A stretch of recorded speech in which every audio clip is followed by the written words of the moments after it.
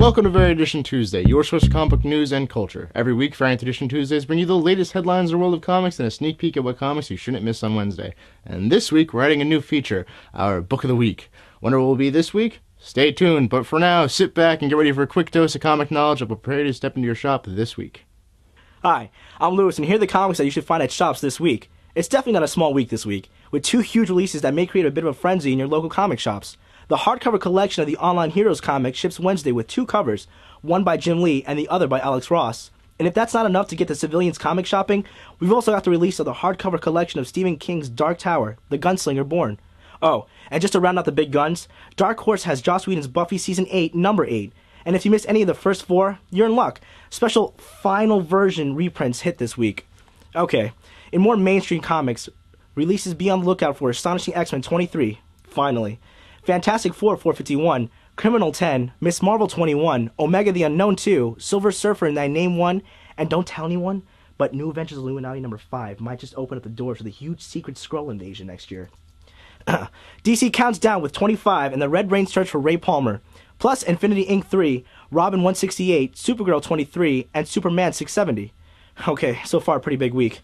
What should the rest of the shelves look like?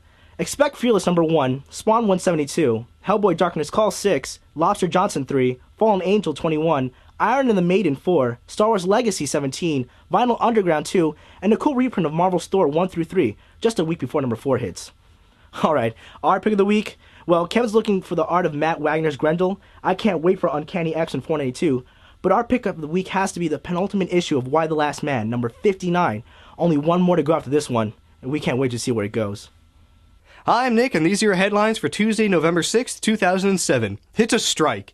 The WGA is striking, so that means that TV and movie writers will not be working and are on strike.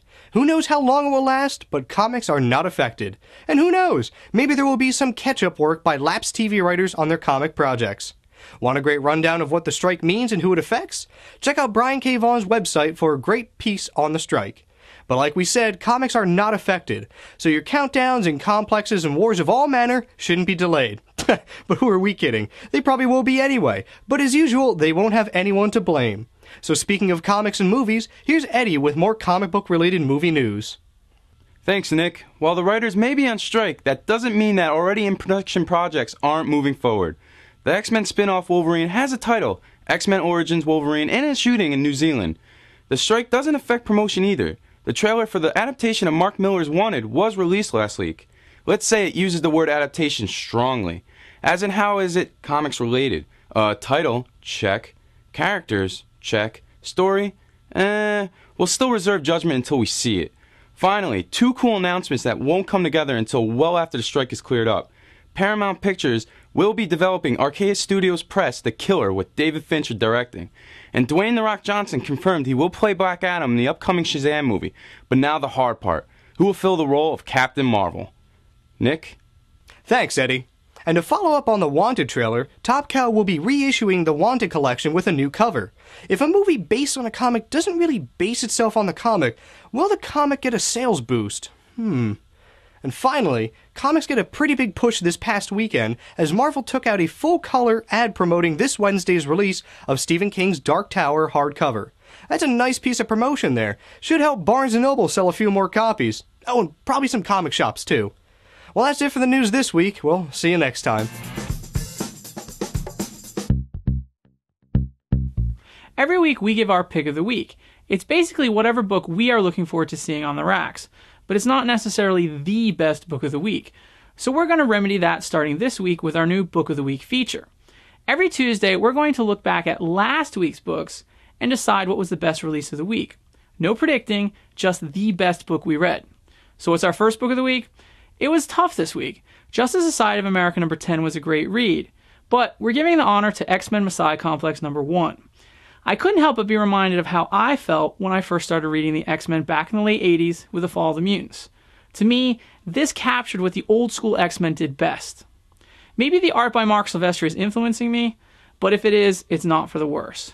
The X-Men come upon something they don't understand, and they are the underdogs. At this point, I don't know what to expect except that things will go downhill fast. And with a promise from Marvel that no one is safe, I'll be rushing to read every chapter of the Messiah Complex story. Alright, that's it for Variant Edition Tuesday this week. Yeah, it's time to go, but before we go, don't forget to check out the Comics Podcast Network. It's a great source for some of the coolest comic book podcasts out there. That it is, and as usual, watch for after the credits for another promo from a show on the network. And remember, there are quite a few ways to get your Variant Edition fix. You got iTunes, Vio, YouTube, and Google Video. Or you can get a sweet high-res version from Blip TV. But if you want the easiest way, just head over to variantedition.com and watch us from our page. And while you're at our page, check out the uncut versions of our interviews. Think you can get those through iTunes? Nope. No way. They're only available through variantedition.com. And you know what else is available exclusively at variantedition.com? What? Our new t-shirts. New t-shirts? Just look for the Sponsor Us button a few clicks later, and there's a t-shirt with your name on it. I believe Alex did just that. Remember, Variant Edition is made possible through viewer sponsors like Alex. Thanks Alex. Well, that's it for Variant Edition Tuesday. We'll see you next time.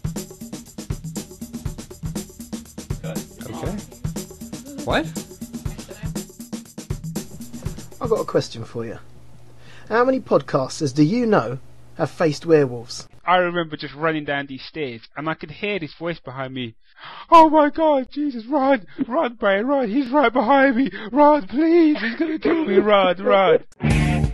Fought vampires. I've seen enough vampire movies to know. I ain't taking no chance. I didn't even have a crucifix, I had no holy water, I was completely unprepared. And still, we got time for a cup of tea and a sing-song. Robin Hood, riding through the glen.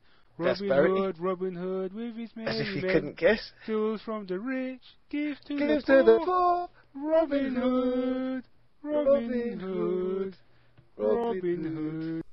Geeksyndicate.co.uk. Check it out. Don't make us come round there and give you a dry slap.